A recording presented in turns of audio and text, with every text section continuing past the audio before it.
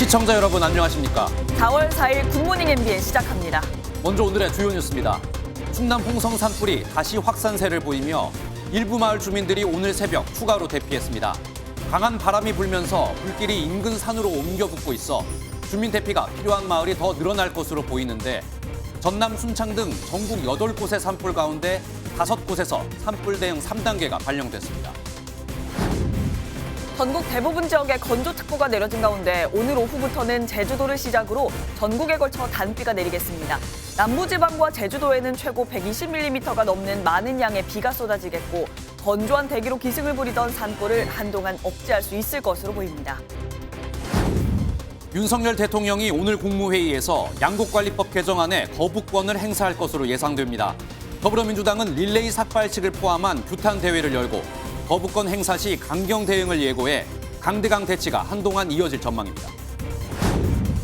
국제유가가 주요 산유국들의 대규모 감산 결정으로 6% 이상 급등해 1년 만에 최대 상승률을 기록했습니다. 석유 증산을 지속적으로 요구해온 미국과 사우디 등 산유국 간 갈등이 고조될 전망인 가운데 가까스로 완화하고 있는 인플레이션을 다시 악화시킬 수 있다는 우려가 나오고 있습니다. 그룹 방탄소년단의 지민이 솔로 음반 타이틀곡 라이크 크레이지로 K-팝 솔로 가수 사상 최초로 미국 빌보드 메인 싱글 차트 핫백 1위에 올랐습니다. 2012년 싸이가 강남 스타일로 기록한 2위를 넘은 최초의 1위인데 개인이나 그룹을 포함해 핫백 1위 고지를 밟은 최초의 K-팝 가수가 됐습니다. 건조한 날씨에 강한 바람까지 불면서 산불이 그야말로 비상 상황입니다. 특히 충남 홍성은 소방당국의 총력 대응에도 불구하고 불이 오히려 커지고 있어 밤사이 주민 대피령까지 내려졌습니다. 현장 취재기자 연결합니다. 박유영 기자, 지금 산불 상황 어떻습니까? 네, 저는 지금 충남 홍성 산불 현장에 나와 있습니다. 이곳 산불이 시작된 게 이틀 전인 지난 2일 오전 11시부터니까요. 무려 44시간째 불길이 잡히지 않고 있습니다. 현재 도로 가까운 곳에서도 산불이 목격되고 있고 온 동네가 매캐한 연기로 가득한 상황입니다. 소방당국과 산림당국은 밤사이 불이 얼마나 잡히는지가 주불 진화의 관건이라고 판단하고 야간 작업에 총력을 기울였습니다. 하지만 산불이 오히려 강한 확산세로 돌아서면서 새벽 1시 기준으로 마을 2곳에 추가 대피 명령이 내려졌습니다. 주변 대피소로 몸을 피한 이재민도 전날 236명에서 309명으로 늘었습니다. 산림청은 안전 문제 때문에 앞으로 대피하는 마을이 더 늘어날 것으로 예상했는데요.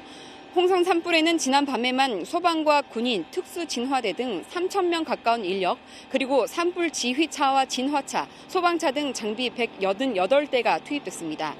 동이 트기 시작한 오전 6시 10분부터는 헬기 19대가 순차적으로 투입되면서 좀 더 공격적인 진화가 가능할 것으로 보입니다. 당국은 오늘 오전 주부를 잡겠다는 목표인데요. 진화율은 아직 67%에 그치고 있습니다. 야속하게도 바람이 잦아들지 않기 때문입니다. 지금은 평균 초당 2m 바람이 부는데 밤사이 최대 10m 강풍이 불면서 진화 작업을 방해한 겁니다. 산불 영향구역은 1,452헥타르, 축구장 2,000개가 넘는 어마어마한 면적이고 더 꺼야 하는 불줄기도 12.8km나 됩니다. 다행히 인명피해는 없지만 주택과 축사 등 71곳이 소실되는 피해가 발생했습니다. 오늘 오후 5시부터 이곳 홍성 지역에 비가 내릴 걸로 예보돼 있지만 강수량 5mm로 많지 않습니다. 내일은 하루 종일 비가 이어져서 모두 50mm 정도 내릴 것으로 예상되는데 다만 바람도 함께 강해지는 걸로 예보돼 긴장을 늦추지 못하고 있습니다. 이외에 전남 한평 산불은 양봉장 불씨가 나무에 옮겨 붙은 것으로 추정되는데 어젯밤 10시 30분쯤 홍성과 마찬가지인 산불 3단계로 상향됐습니다. 한평 산불 진화율은 40% 정도고요.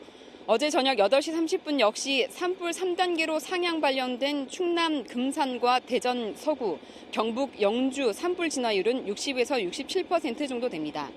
내일 식목일을 앞두고 오늘 밤 전국에 반가운 비 소식이 들어와 있는데 산림당국은 그 전에 진화율을 최대한 끌어올릴 수 있도록 전력을 다한다는 계획입니다. 지금까지 충남 홍성 산불 현장에서 MBN 뉴스 박영입니다. 서울에서 발생한 인왕산 화재도 25시간 만에 겨우 꺼졌습니다. 서울에서 일어난 산불 중에서는 가장 컸다고 하는데요. 어제 저녁 6시 반쯤에는 다시 불이 나 주민들이 불안에 떨기도 했는데 축구장 21개 면적의 산림이 잿더미가 됐습니다. 표선우 기자가 보도합니다. 까맣게 타버린 흙과 나무들. 봄 기운이 가득했던 산을 화마가 휩쓸었습니다. 그제 서울 종로구 인왕산에서 난 불은 어제 오후 1시 반쯤 발생 25시간 만에 완전히 꺼졌습니다.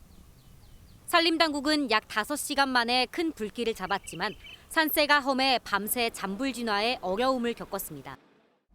화점이 낙엽 속에 있는 경우가 많아서 그 부분들을 일일이 갈풀이 등으로 끌어내면서 작업을 했기 때문에 시간이 많이 소요되었습니다. 불은 임야 약 15.2헥타르, 축구장 21개 면적을 집어삼켰습니다. 불은 완전히 꺼졌지만 산은 잿더미와 진흙으로 가득합니다. 등산로도 엉망이 되면서 서울시는 안전조치 이후에 등산 제한을 풀 계획입니다. 다행히 민가로 불이 번지지 않아 인명피해는 없었고 대피한 주민들도 모두 귀가했지만 서울 한복판에서 난 대형 산불에 주민들은 마음을 졸였습니다.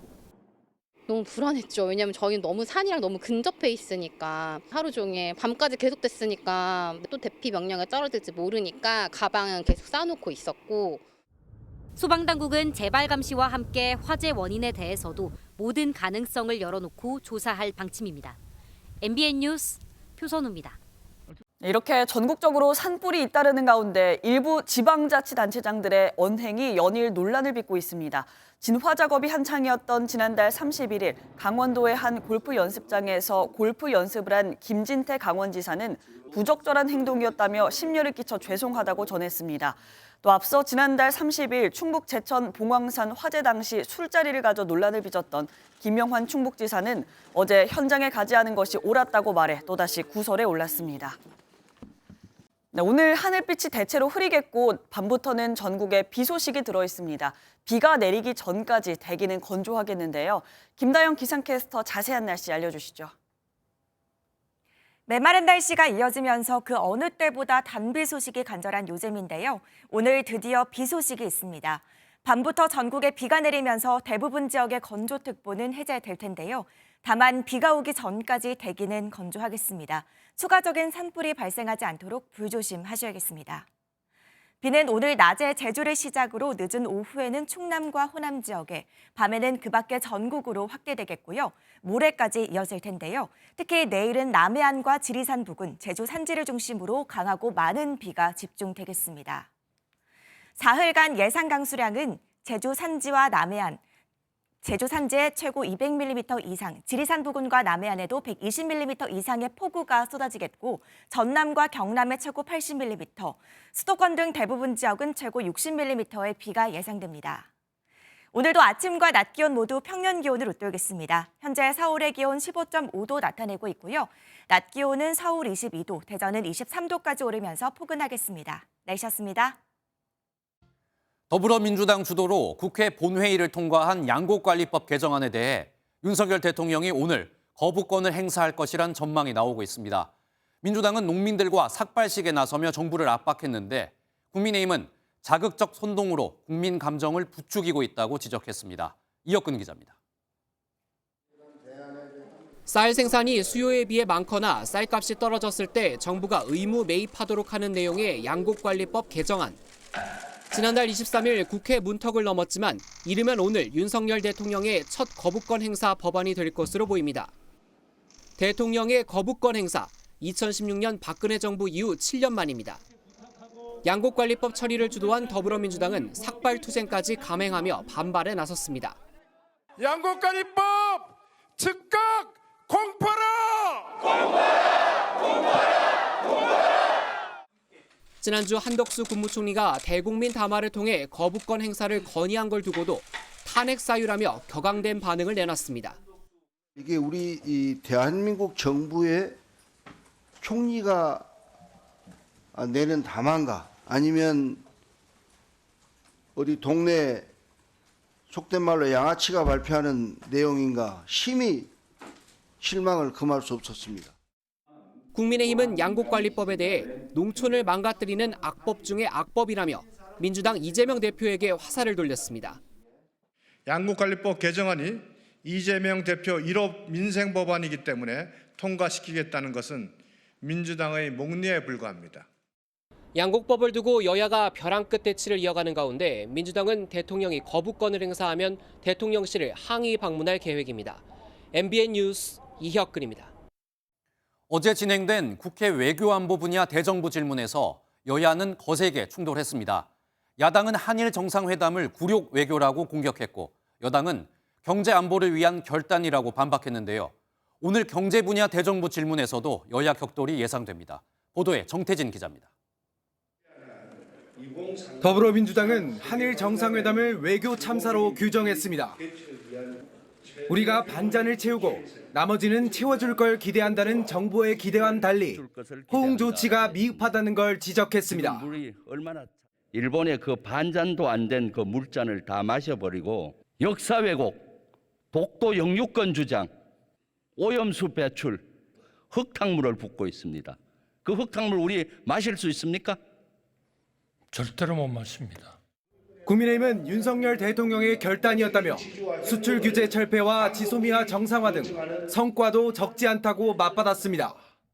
과거사 문제에 얽매여서 극도로 경색되었던 한일 관계가 최근 윤석열 대통령의 일본 방문으로 훈풍이 불기 시작했습니다.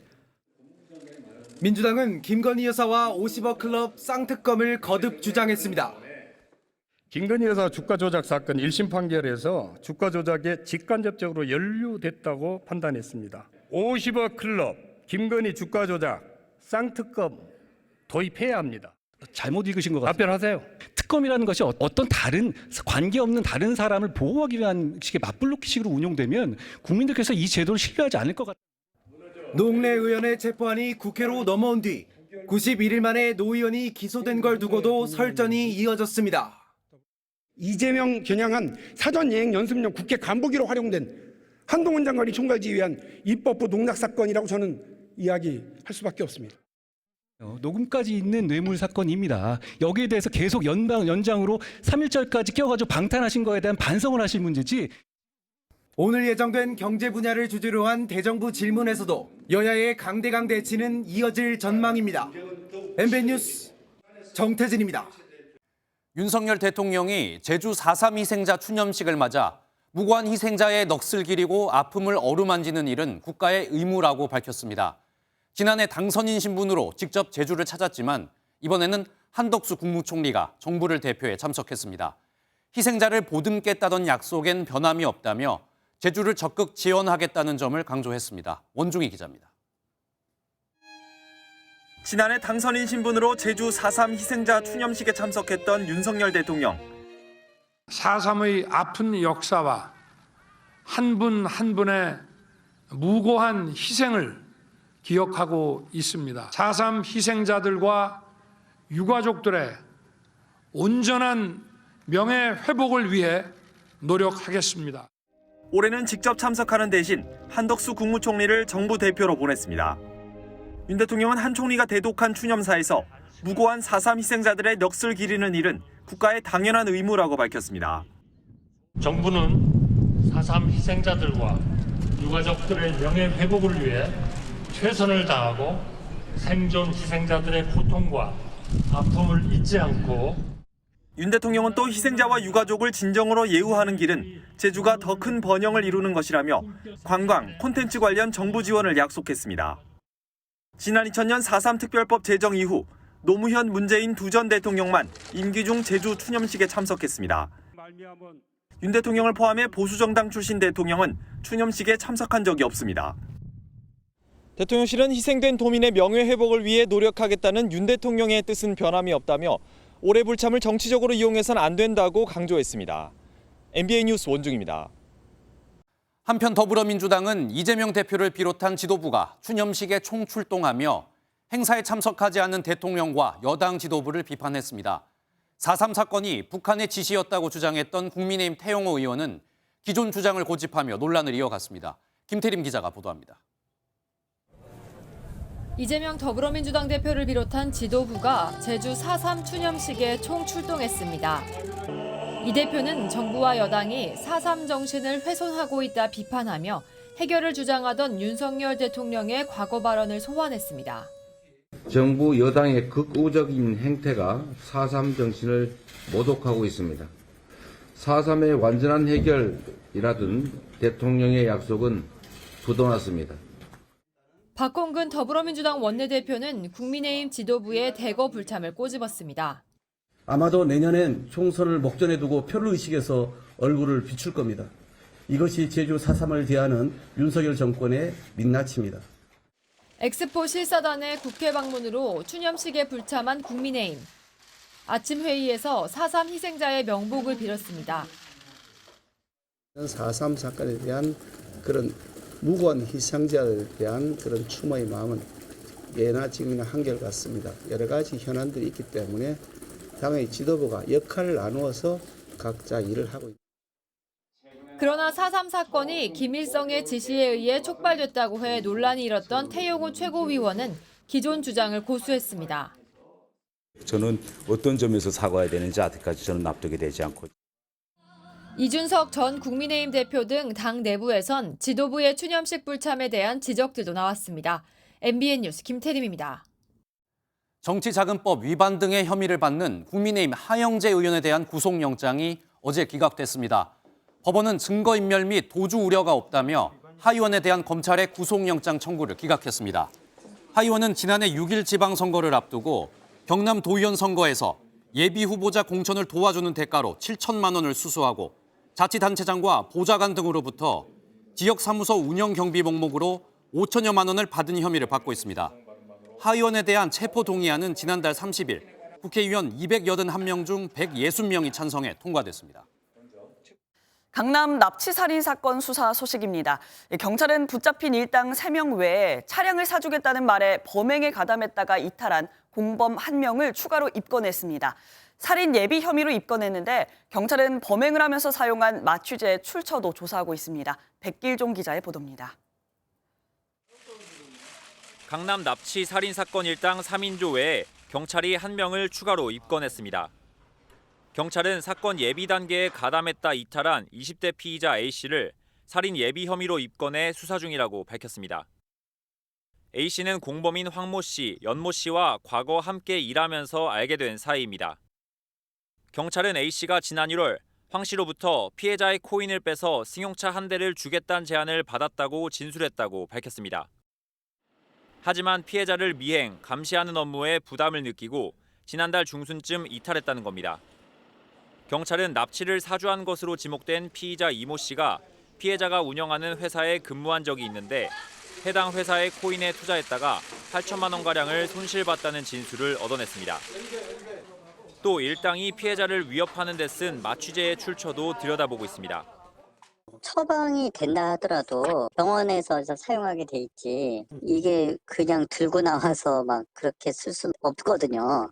주사를 집에 가서 맞으세요 그러면서 주질 않잖아요. 경찰은 이 씨가 간호사인 아내를 통해 마취제를 빼돌렸을 가능성을 염두에 두고 수사를 이어나가고 있습니다. MBN 뉴스 백길종입니다. 서울 강남 한복판에서 발생한 납치 살해 피해자의 휴대전화가 납치 신고 뒤 2시간이 넘게 켜져 있었던 것으로 파악됐습니다. 경찰은 피의자들이 피해 여성의 계좌 정보를 알아낸 뒤 코인 탈취를 시도했다는 진술에 따라 압수수색 영장을 발부받아 피해 여성의 계좌 추적에 나섰습니다. 김태영 기자가 단독 취재했습니다. 살해 피해자인 40대 여성이 납치됐다는 신고가 경찰에 들어온 건 지난달 29일 밤 11시 46분. 납치 일당은 30일 0시 12분 서울 톨게이트를 통과했고 경찰은 1시쯤 서울 관내에 범행 차량의 수배 지령을 내립니다. 수배령이 떨어진 지 약 4시간이 지난 4시 57분에야 경찰 수배 차량 검색 시스템에 차량 번호가 등록됩니다. 피해자 휴대전화는 일당이 경기 용인을 지날 때쯤인 2시 35분에 꺼진 것으로 MBN 취재 결과 확인됐습니다. 일당은 코인 계좌 비밀번호를 알아낸 뒤 피해자를 살해한 것으로 파악됐는데 도주 과정에서 용인에 들러 피해자의 휴대전화와 가방을 공범인 이 씨에게 넘겼습니다.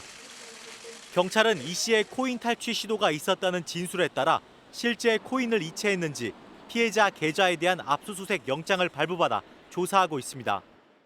초동 조치 미흡에 대해서도 사실관계를 확인하고 있는 경찰은 범행 차량 뒤에서 납치를 지켜본 택시기사에 대한 참고인 조사도 검토하고 있습니다. MBN 뉴스 김태형입니다.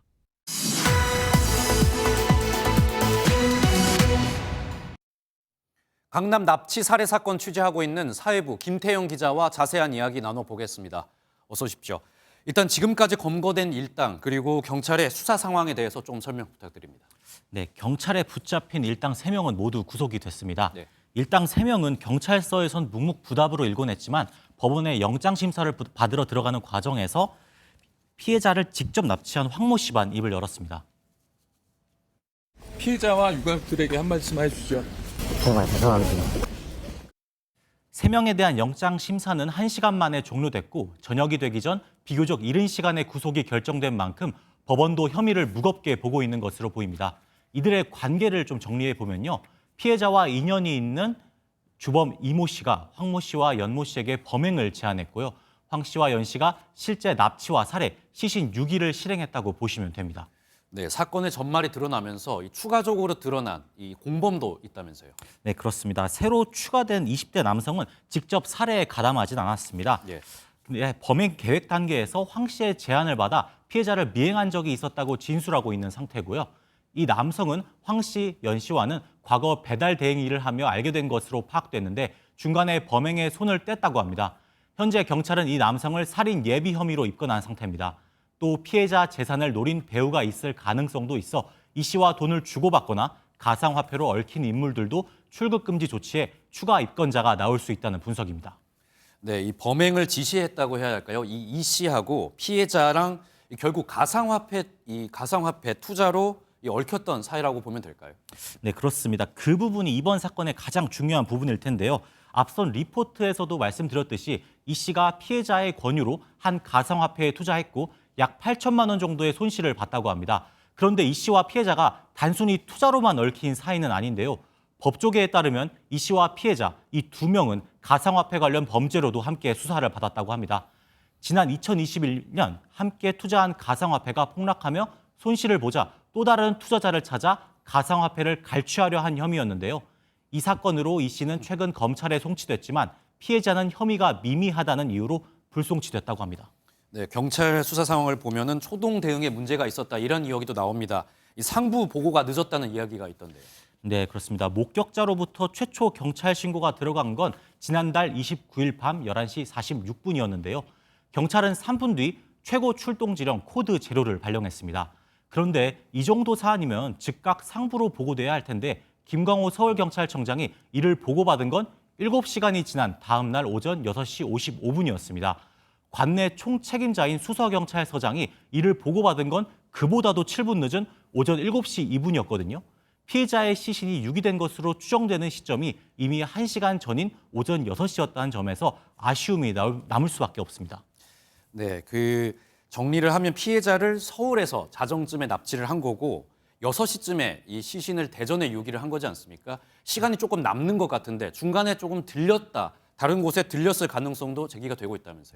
네, 그 부분도 아직 풀리지 않은 미스터리 중 하나입니다. 이들이 피해자를 납치한 건 오후 11시 46분, 경부고속도로 서울요금소를 빠져나간 건 26분 뒤인 다음날 0시 12분입니다. 그 후엔 용인을 들렀고요.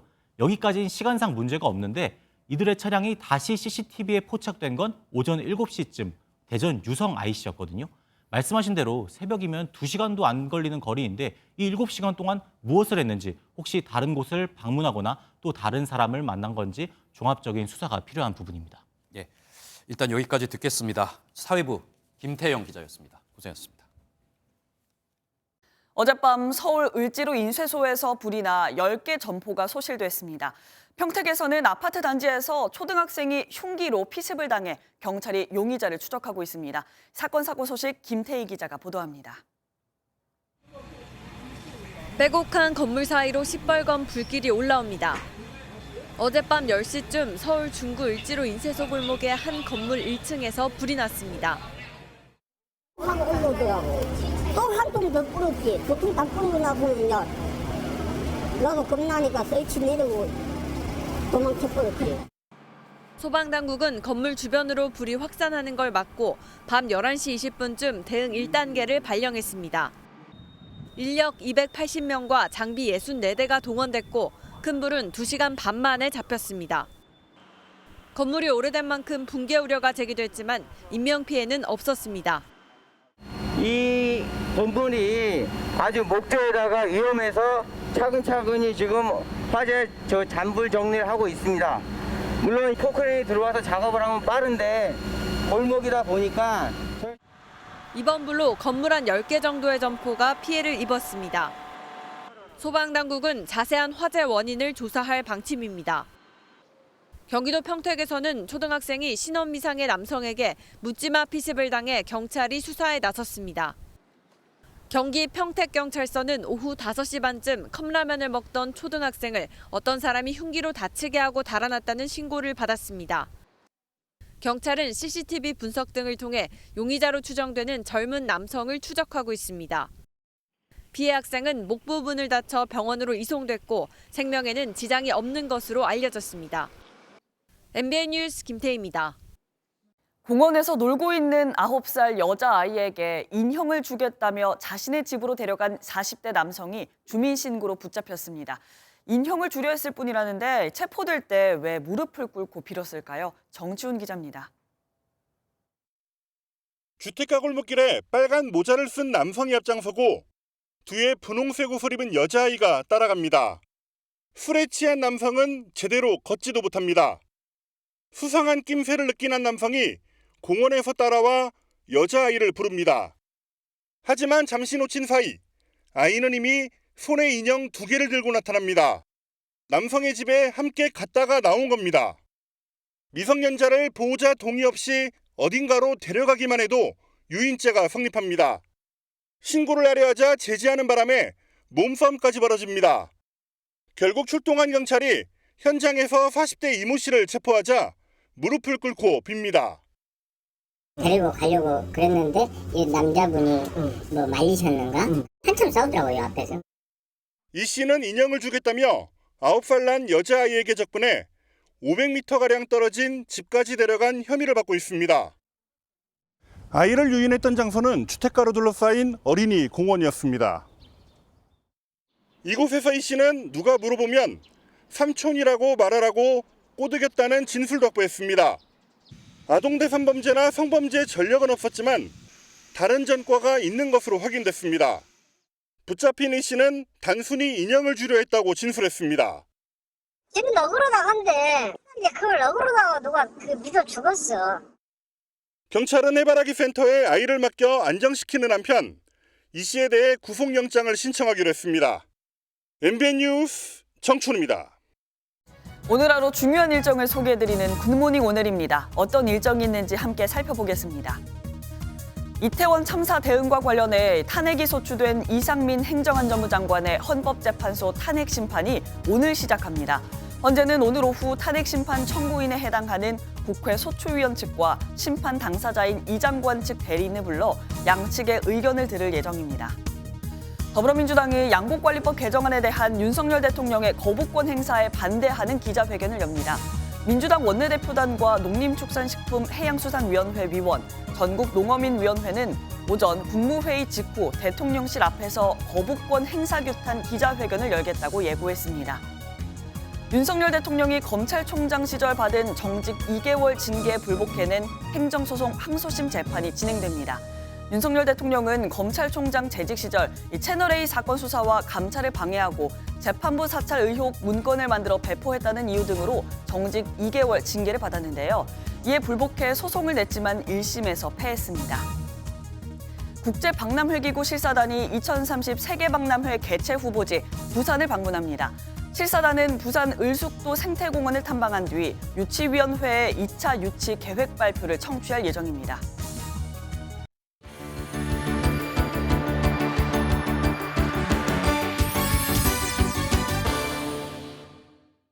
굿모닝 월드입니다. 프랑스 파리의 상징 에펠탑, 불과 300여 미터 떨어진 곳에 쌍둥이가 하나 더 생겼습니다. 제작자가 이 아기 에펠탑에 태몽을 대신 꿨다고 하는데요. 무슨 소리일까요? 파리의 명물 에펠탑이 하나 더 생겼습니다. 현지 시각 4월 1일 만우절에 에펠라라는 쌍둥이 동생이 태어난 건데요. 32m 높이로 기존 에펠탑의 10분의 1 크기지만 각도에 따라 크기가 같은 진짜 쌍둥이처럼 보이기도 합니다. 10분마다 아기 에펠탑이 우는 소리와 자장가를 들을 수 있는데요.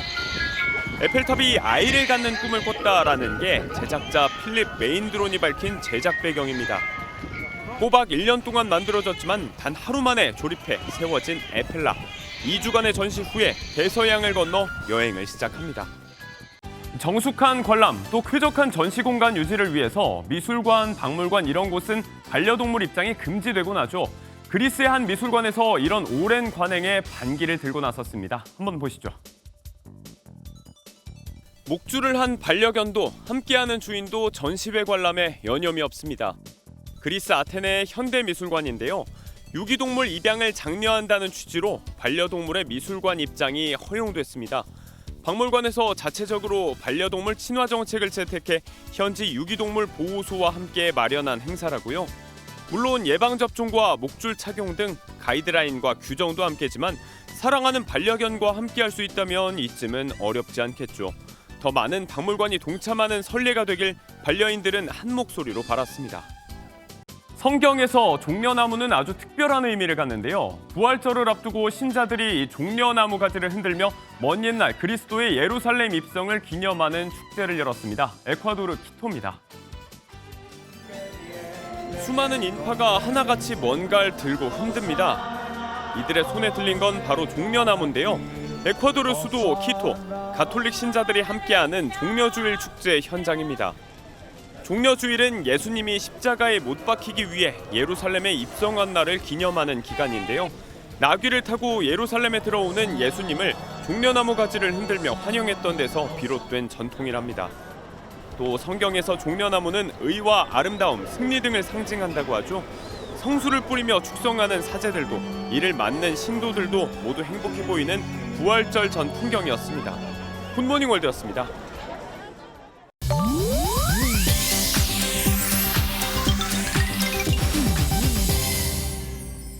인터넷에 화제가 되는 소식들을 모아 전해드리는 인터넷 와글와글입니다. 배우 심영탁 씨가 드디어 새신랑이 됩니다. 40대 중반인 심영탁 씨, 어제 SNS를 통해 오는 7월 4년간 열애를 이어온 일본인 연인과 결혼식을 올린다고 팬들에게 알렸습니다. 심영탁 씨는 그동안 여러 예능 프로그램에 출연하며 일본 만화 캐릭터의 열렬한 팬임을 알리기도 했는데요. 일본인 예비 신부도 이 만화 캐릭터를 통해 인연을 맺었다고 하네요. 4년 전 방송차 일본 현지 유명 장난감 회사에 방문한 게 인연이 됐다는데 소식을 접한 누리꾼과 팬들의 축하도 이어지고 있습니다. 만화처럼 만나 결실을 맺은 두 사람, 이런 걸 천생연분이라고 하는 것 같네요. 마블의 히어로 토르로 잘 알려진 배우 크리스 햄스워스의 뜻밖의 소식이 전해졌습니다. 미국 매체에 따르면 햄스워스는 자신이 알츠하이머에 걸릴 위험이 높다는 것을 알기 때문에 활동을 줄이고 있다고 전했는데요. 또 관계자들의 말을 빌어 그가 은퇴할 수 있다고도 예상했는데요. 앞서 햄스워스는 촬영 중 자신에게 알츠하이머에 대한 강력한 유전적 소임이 있음을 발견해 팬들을 놀라게 했습니다. 이 유전자를 가진 사람은 알츠하이머 치매에 걸릴 위험이 10배가량 높다고 합니다. 오히려 알츠하이머를 예방할 수 있어 감사하다며 좀 쉬고 싶다는 생각을 밝히기도 한 햄스워스. 건강관리 잘해서 오랫동안 그의 연기를 볼 수 있었으면 좋겠습니다. 한 초등학교 운동회에서 독보적인 달리기 실력을 뽐내는 한 엄마. 다른 엄마들을 멀리 제치고 1등을 차지했습니다. 최근 외신에 공개된 이 영상 속 엄마의 정체, 세계적인 단거리 육상 선수 자메이카의 셜리 앤 프레이저 프라이스였습니다. 아들의 체육대회에 참가했다가 엄마들과 달리기 경주를 하게 된 건데 다른 엄마들이 중간 지점에 도달하기도 전에 육상 정석의 팔과 다리로 이미 결승선을 통과했습니다. 2021 도쿄올림픽 개조 금메달과 100m 은메달, 2011년 세계 육상선수권 대회 전까지 세계선수권대회와 올림픽 타이틀을 동시에 가진 여성 스프린터인 셜리 선수. 운동회에서도 실력을 숨길 수 없었던 모양입니다. 인터넷 와글와글이었습니다. 국내 자영업자 대출 규모가 2분기 연속 1,000조 원을 넘으면서 역대 최대치를 기록했습니다. 자영업자의 절반 이상은 금융기관 여러 곳에서 대출을 받아 더는 추가 대출이 힘든 한계 상황에 달한 것으로도 나타났습니다. 유승호 기자가 보도합니다. 코로나19 이후 여전히 어려움을 겪는 자영업자들. 자영업자 대출액이 2분기 연속 1,000조 원을 넘어선 것으로 추정됐습니다. 한국은행의 자영업자 대출 현황에 따르면 지난해 4분기 말 기준 1,019조 8천억 원에 달합니다. 지난해 3분기 처음 1,000조 원을 넘어선 이후 역대 최대치입니다. 특히 전체 자영업자 10명 중 6명은 대출을 받은 금융기관 수가 3개 이상인 다중채무자로 나타났습니다. 다중채무자의 대출 금액은 전체 자영업 대출액의 70%를 넘었습니다. 대출 금리가 오르면서 자영업자의 이자 부담도 더욱 커졌습니다. 대출 금리가 0.25%포인트 오르면 1인당 평균 연이자는 60만 원 불어나고 기준금리 인상폭인 3%포인트만큼 오르면 724만 원 늘 것으로 추정됐습니다. 특히 다중채무자는 기준금리 인상폭만큼 늘었을 때 이자만 1,000만 원 가까이 늘었습니다. 당장 금리를 낮출 수도 없는 상황. 높은 불확실성을 고려한 결정이었다는 점을 다시 한번 강조하고 싶습니다. 아울러 근본 기준금리 동결을 금리 인상 기조가 끝났다라는 의미로 받아들이지 않았으면 좋겠습니다. 치솟는 물가에 대출 이자까지 맞물리면서 자영업자들의 부담은 더욱 커질 전망입니다. MBN 뉴스 유승호입니다. 부동산 시장의 뇌관으로 꼽히는 미분양 주택의 증가세가 크게 꺾였다. 이런 조사 결과가 얼마 전 나왔습니다. 하지만 안을 들여다보면 문제가 심각한데 악성이라고 할 수 있는 준공 후 미분양이 빠르게 늘고 있습니다. 대구는 한 달 만에 200% 넘게 급증했는데요. 배준우, 김경기 기자가 지방 미분양 실태를 연속 취재했습니다. 영남권 제1의 학군지 대구의 강남으로 불리는 수성구의 한 아파트.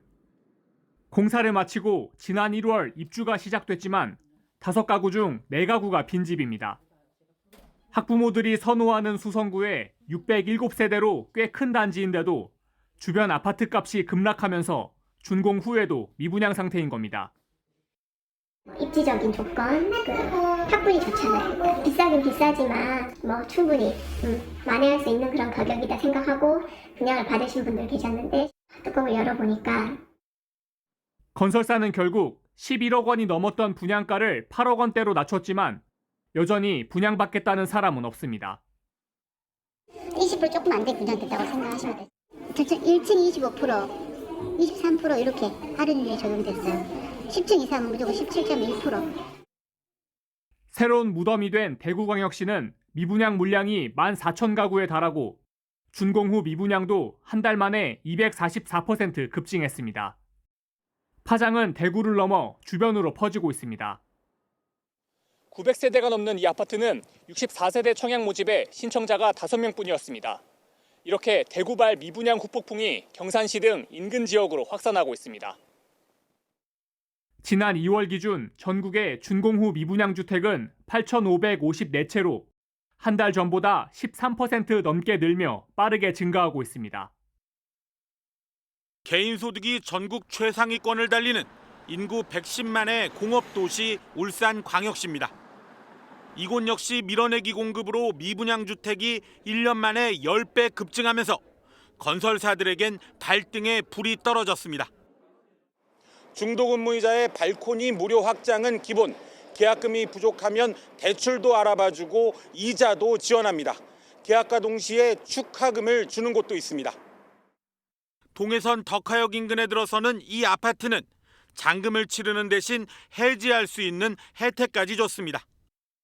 입주 시점에 계약자가 원하면 은행 금리보다 높은 연 5%를 이자로 붙여 계약금을 돌려주겠다는 겁니다.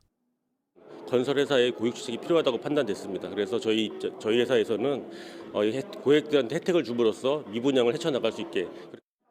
하지만 주변 아파트값이 급락한 상황에서 자재비는 가파르게 뛰어 건설사들의 가격이나 노력만으론 한계가 있습니다.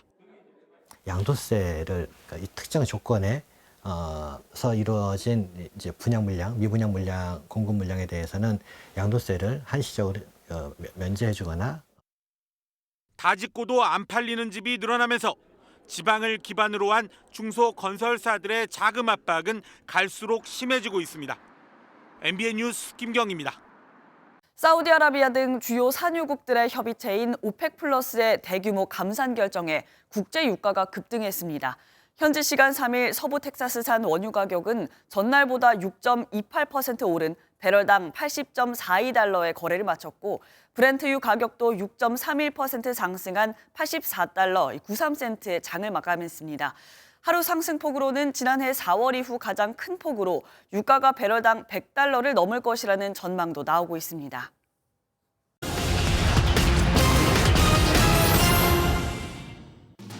(1년) 이상 사용하지 않은 휴면 신용카드가 10년 만에 가장 많아졌습니다. 지난해 4분기 기준 휴면 카드는 1,500만 장을 넘어섰는데요. 휴면 카드 비중은 전체 신용카드의 18%에 육박해 5장 중 1장은 사용하지 않는 것으로 나타났습니다. 휴면 카드는 1년 이상 미사용 시 자동 해지되던 정책이 폐지된 데다 최근 경제적 여유가 줄어들면서 급증하고 있는 것으로 나타났습니다. 자영업자들의 대출이 1,000조 원을 넘어서 역대 최대치를 경손했습니다. 지난해 4분기 말 자영업자 대출은 1,019조 원을 넘어 기존 최대였던 3분기 말보다 5조 원 이상 늘었습니다. 또 자영업 대출자 10명 가운데 6명은 3개 이상의 대출을 받은 다중채무자였는데요. 이들의 연이자 부담액은 1년 반 사이 평균 1,000만 원 가까이 늘어난 것으로 집계됐습니다. 금융감독원이 카카오톡 채널을 이용한 은행 사칭을 주의하라며 소비자 경보를 발령했습니다. 사기범들은 인터넷에서 대출 정보를 검색한 피해자에게 은행 직원인 것처럼 접근해 카카오톡 상담 채널을 만든 뒤 개인정보를 요구한다고 하는데요. 은행에서 운영하는 상담 채널로 착각해 피해가 발생하는 일이 없도록 조심하셔야겠습니다. 굿모닝 경제였습니다. 핀란드가 현지 시간 4일 공식적으로 북대서양 조약기구 나토의 31번째 회원국이 됩니다. 핀란드는 지난해 5월 우크라이나 전쟁 여파로 나토에 가입 신청을 한 지 약 11개월 만에 가입 절차를 마무리하게 됐습니다. 나토 합류를 위해선 기존 회원국의 만장일치 동의가 필요한데 지난달 튀르키예가 마지막으로 비준안을 가결하면서 핀란드의 가입 요건이 완성됐습니다. 마트를 가보면 고기를 대체하는 대체육, 대한육에 이어서 요즘은 우유를 대신한다는 식물성 제품이 눈길을 끌고 있습니다. 이들 제품 이름에 우유라는 느낌을 주기 위해 유자를 붙이는 경우가 많은데요.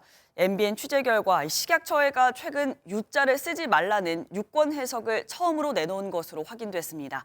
그러나 여전히 우후죽순이었습니다. 이혁준 기자의 단독 보도입니다.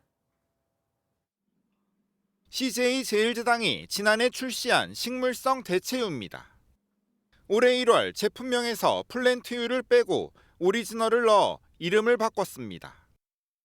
식품의약품안전처에선 식물성 원료를 사용할 경우 우유나 유, 밀크 같은 제품명을 사용하지 못하게 하고 있습니다. MBN이 확인한 최근 내린 유권 해석인데 소비자가 우유를 사용했다고 혼동할 수 있다는 이유에서입니다. 현실은 다릅니다. 대형 마트의 대체유 매대입니다. 두유를 제외하면 유자가 들어간 제품은 찾아볼 수 없습니다. 그런데 조금만 살펴보면 식물성 우유라고 홍보하고 있습니다. 인터넷엔 유자를 붙인 제품이 버젓이 팔리고 있고 영어에 유라고 표기한 제품도 있습니다. 대체유에 적용한 유권 해석이 대체유과는 또 다르다는 점도 문제입니다. 식약처는 유권 해석을 통해 식물성을 명확히 표시하면 대체육엔 고기 관련 표현을 허용하고 있습니다. 소비자는 혼란스럽습니다. 헷갈리는 것 같아요. 모양이 똑같으니까 무엇을 기준으로 그걸 구분하는지 잘 모르겠던데요.